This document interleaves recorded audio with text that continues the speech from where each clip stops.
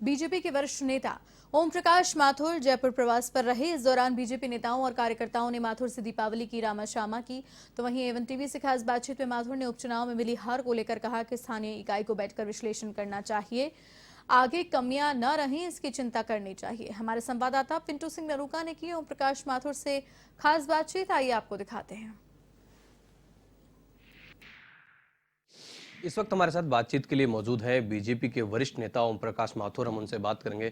Sir, 5 राज्यों में चुनाव है और चुनाव से पहले कल जो कार्य समिति की बैठक हुई, किस प्रकार का मंत्र प्रधानमंत्री नरेंद्र मोदी ने दिया और क्या बड़े मुद्दे आगामी दिनों में बीजेपी की तरफ से देखने को मिलेंगे? पांचों राज्यों के अध्यक्ष और मुख्यमंत्रियों ने पहले अपना व्रत रखा कि हमारी तैयारी कैसे हो रही है, वो हो रही है।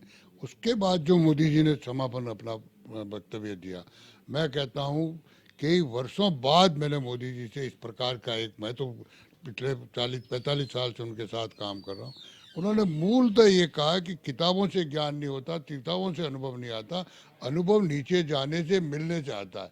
इसलिए आप नीचे जाओ और जनसंघ काल के, बीजेपी काल के ऐसे लोगों को उस समय मिलो ताकि उनके जीवन की हिस्ट्री, उनके ऊपर 4-5 लाइन लिख सकते हो क्या, उनके बारे में कुछ, उनको बड़ा उत्साह आएगा। इसलिए संवाद और श्रेय ये लेकर के जनता के बीच में जाओ। मोदी जी अपनी सरकार क्या कर रही है उसकी जानकारी दो, लेकिन पुराने कार्यकर्ताओं से संपर्क करो, उनका जीवन आपको प्रेरणा देगा। उन्होंने उस समय कैसे संघर्ष किया है वो बातें सुन के आप स्वयं उत्साहित होंगे। इसलिए सबसे बड़ा मंत्र मैं कहता हूँ, वो मंत्र बीजेपी कार्यकर्ता के लिए आज गीता के रूप में काम आएगा, उसका अनुसरण करना होगा। राजस्थान में संगठन के कामकाज का आपको लंबा अनुभव है, प्रगाढ़ अनुभव है।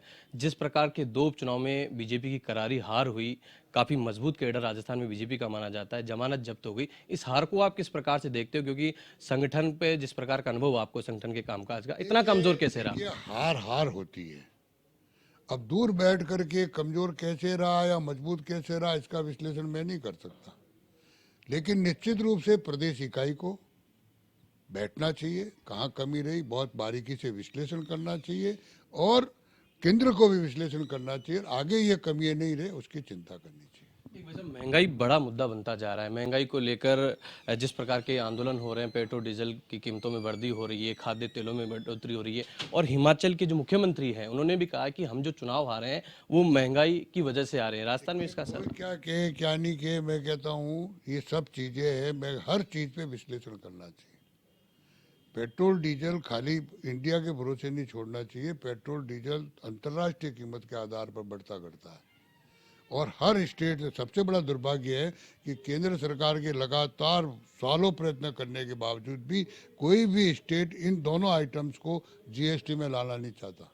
अगर जीएसटी में ले आते तो ये प्रॉब्लम नहीं आती। सबसे ज़्यादा विरोध इन विरोधी दल की सरकारों ने स्टेट में किया, इसलिए उसका कारण हो सकता है।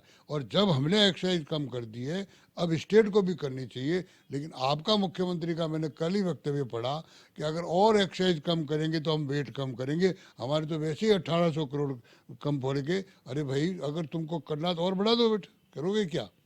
आपको लगता है महंगाई का मुद्दा नहीं है विदेश में? बिल्कुल, मैं कहता हूँ इस सारे महंगाई के रहते हुए भी सरकारें बनी हैं, लोग जीते हैं, सारा कुछ हुआ है ना। अगर महंगाई का हमारे ऊपर ही दोष है, दूसरी पार्टी पे नहीं हो सकता क्या? वेट राजस्थान में पूरे देश में सबसे ज्यादा है, जीती तो कांग्रेस है ना। वहाँ मुद्दा होता तो कहाँ है ये मुद्दा? आखिरी सवाल मैं करना चाहूँगा माथुर साहब, जिस प्रकार से किसान आंदोलन लंबे समय से चल रहा है और जो राज्यपाल हैं सत्यपाल मलिक, कल उनका बयान आया, कल वो जयपुर में थे, उन्होंने कहा कि किसानों के साथ जो हो रहा है वो गलत हो रहा है, जब जानवर भी मरता है तो दिल्ली से शोक संदेश आता है। पद पे है, उनके बारे में मैं कुछ नहीं कहूँगा, लेकिन जो भी आंदोलन चल रहा है वो किसानों का आंदोलन नहीं है।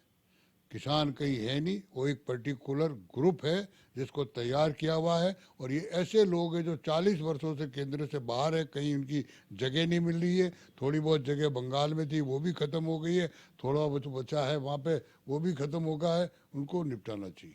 तो यह बीजेपी के वरिष्ठ नेता ओम प्रकाश माथुर, जिनका कहना है कि उपचुनाव पर हार की समीक्षा करनी चाहिए प्रदेश इकाई को और केंद्र को भी इसकी समीक्षा और फीडबैक लेना चाहिए। कैमरा पर्सन रामकिशन सैनी के साथ पिंटू सिंह नरूका, एवन टीवी, जयपुर।